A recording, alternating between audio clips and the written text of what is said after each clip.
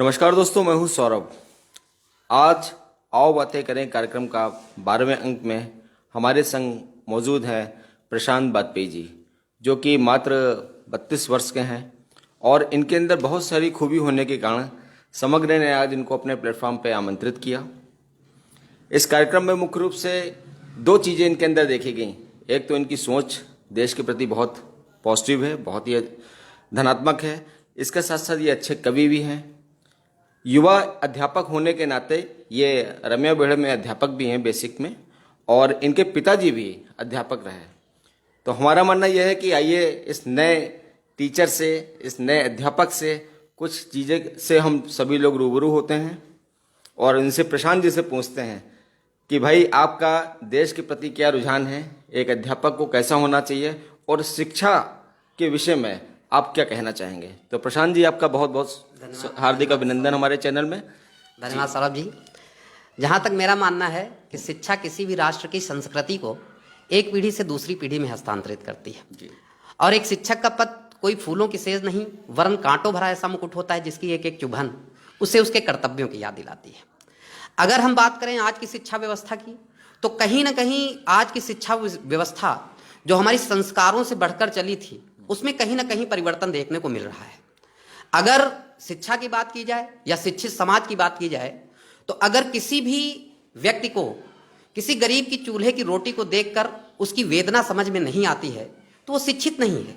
वो पढ़ा लिखा तो हो सकता है, लेकिन शिक्षित नहीं है। सही मायनों में शिक्षा वही है जो हमारे अंदर से सद्भावना को जन्म दे, हमारे अंदर से दूसरों की करुणा या दूसरों की वेदना को समझने की हमारे अंदर सामर्थ्य पैदा करे। सही मायनों में हमारे हिसाब से वही शिक्षा है और ऐसा ही समाज शिक्षित होना चाहिए। ठीक कह रहे हैं आप। तो इसमें कहाँ से आपको गड़बड़ लगता है? ऐसा आपको ने क्यों कहा कि कांटों भरा रास्ता है? क्या कांटों भरा रास्ता है? मतलब इधर योगी जी ज़्यादा काम लेने लगे हैं, ये पहले काम नहीं लिया जाता था? ऐसा क्या हो गया जिसके कारण कांटों भरा हो गया? ये वेदना को समझ में हमारे नहीं ऐसा कांटों भरा, ऐसा मेरा कहने का मतलब ये नहीं था। मेरा कहने का मतलब था कि हमें उन कर्तव्यों पर चलना होगा जो कर्तव्य एक शिक्षक के लिए, एक अध्यापक के लिए निहित किए गए हैं। उन कर्तव्यों का हमें पालन करना होगा।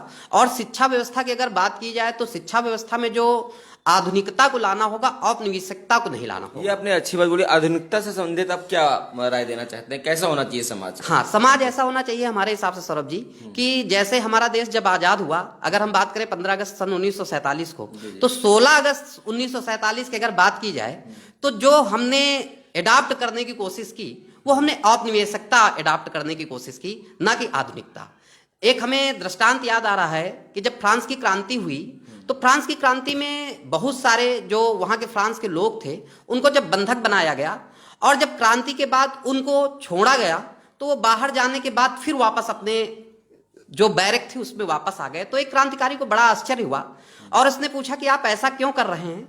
तो उसने कहा कि जब मैं बाहर गया तो सूरज के प्रकाश को मैं नहीं झेल पाया और मैं वापस आ गया हूं। तो उसने कहा ठीक है, आप सूरज के प्रकाश को नहीं झेल पाए, आप अंदर आ गए हैं, तो आप इन बेड़ियों को क्यों अपने ऊपर फिर से आप उन बेड़ियों में जकड़ने की कोशिश कर रहे हैं?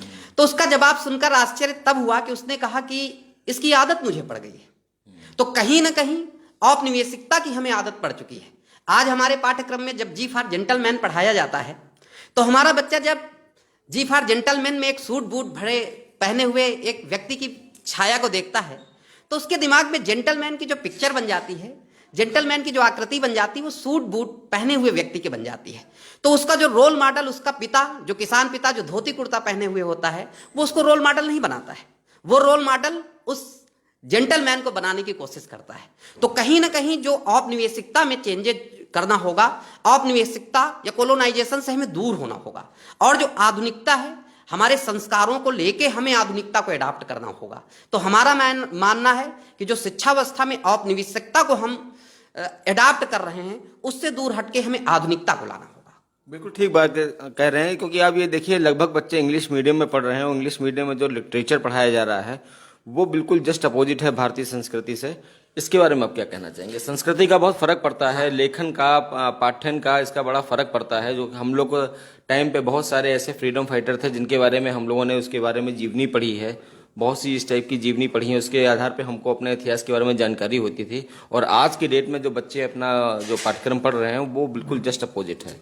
क्या इसके बारे में कहना? देखिए, पाठ्यक्रम की अगर बात की जाए तो जो पाठ्यक्रम है, जैसे अभी हमने कहा कि अगर हमारे भारत देश की बात करें या कहीं की भी बात करें, तो जो हमारे अंदर एक प्रतिस्पर्धा रही, हमारे अंदर एक होड़ रही, जो वेस्टर्नाइजेशन को लेके होड़ रही, उसने कहीं ना कहीं पाठ्यक्रम को चेंज करने की कोशिश की। अगर हमारा बच्चा अंग्रेजी मीडियम में नहीं जा रहा है, अंग्रेजी नहीं बोल पा रहा है, तो हम उसको पिछड़ा मानते हैं और उसको सोचते हैं कि नहीं, ये तो अंग्रेजी जानता ही नहीं है।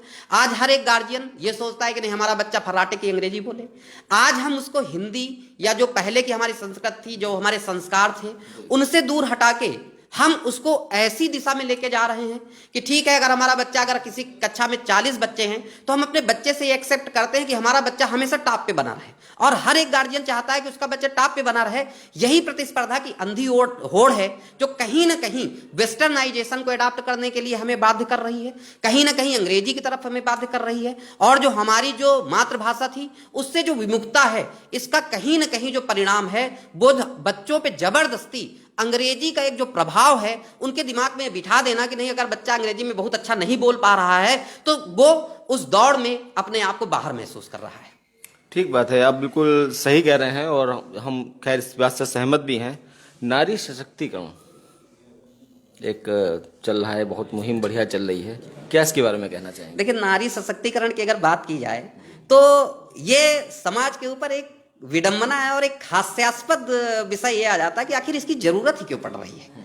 अगर हम औरत को देखें तो एक कमीज के टूटे हुए बटन से लेकर पुरुष के टूटे हुए आत्मविश्वास को जोड़ने का काम वो औरत करती है। बहुत अच्छा। और अगर हम बात करें तो जब फेमिनिज्म की बात करते हैं या वुमेन एम्पावरमेंट की बात करते हैं, तो फेमिनिज्म की जरूरत क्यों पड़ी? क्योंकि फेमिनिज्म में फीमेल को एक तरीके से जो टॉयज ऑफ मेल्स हैंड समझ लिया गया था, मेल्स के हाथ का खिलौना समझ लिया गया था।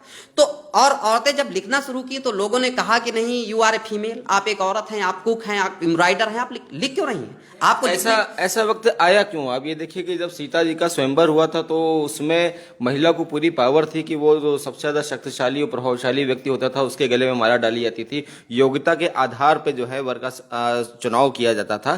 तो ये तो हम लोग के पूर्व टाइम पे भी देख लीजिए तो ये सब महिलाओं को बहुत सुरक्षित माना गया था, लेकिन आज की डेट में ये जो बात होने लगी है तो ये तो एक बात, इसके बारे में जरा कुछ बताइए। जैसे प्राचीन काल की बात करें तो प्राचीन काल में औरतों का जो स्थान था, निश्चित रूप से उसमें जो सर्वोत्तम स्थिति थी वो प्राचीन काल की थी। लेकिन मध्यकालीन अगर भारत की बात करें तो जो इम्पैक्ट हुआ औरतों के को लेके, उसका जो परिणाम रहा वो गलत दिशा में चला गया। और आज उस मध्यकालीन जो इम्पैक्ट रहा उसको दूर करने के लिए, उस मानसिकता को दूर करने के लिए ऐसी मुहिम की जरूरत पड़ी। और कहीं ना कहीं ये हास्यास्पद है क्योंकि हमें ये सोचना होगा, अगर हम औरत की बात करें तो औरत माँ के रूप में हमारे लिए होती है। और कहा भी गया है कि सर को हर दर पर झुकाया नहीं जाता, जहां पे झुक जाए हटाया नहीं जाता, और यूं तो सर हजार दर पर झुकता ही रहा, झुका न मां के सामने तो वो सर कैसा। लेकिन आज हम उस परिकल्पना से कहीं ना कहीं अपने आप को विमुख नजर करते हुए दिख रहे हैं।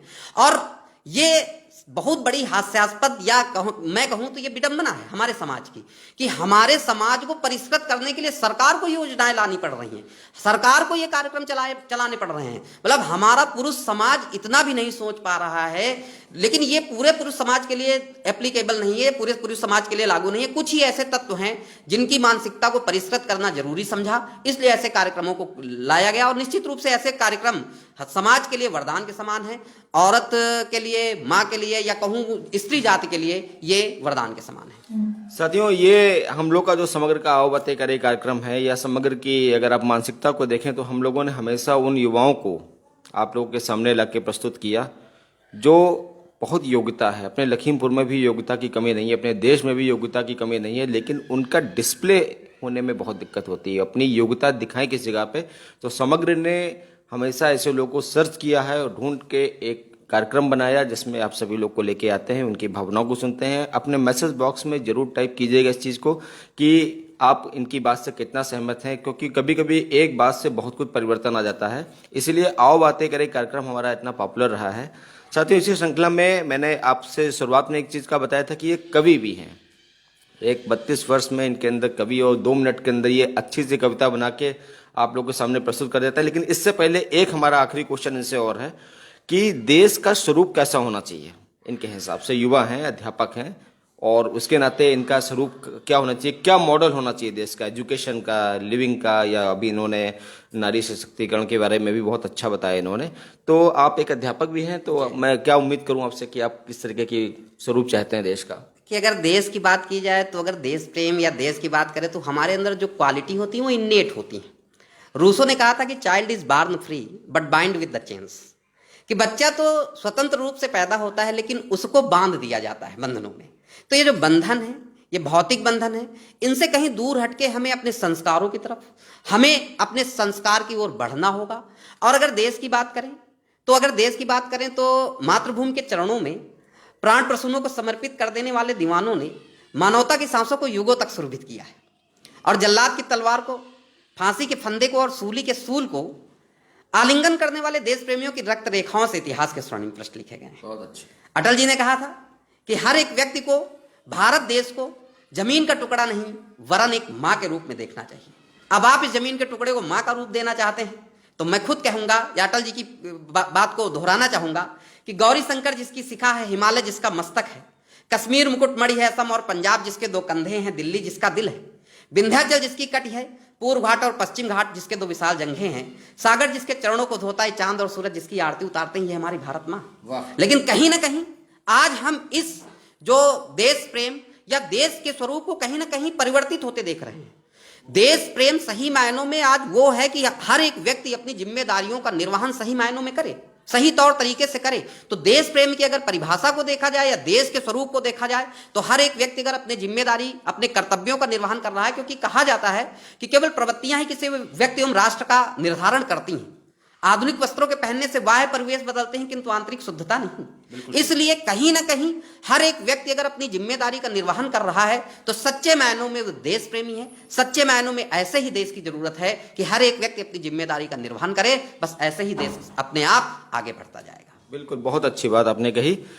इसी के साथ मैं आपसे कहना चाहूँगा, जो मैं शुरुआत में भी बोला, मध्य में भी बोला और आपसे फिर से बोल रहा हूँ कि कवि का जो आपका सुनने में हमको आया है, जरा इसको भी एक्सपोज कीजिए, क्या है?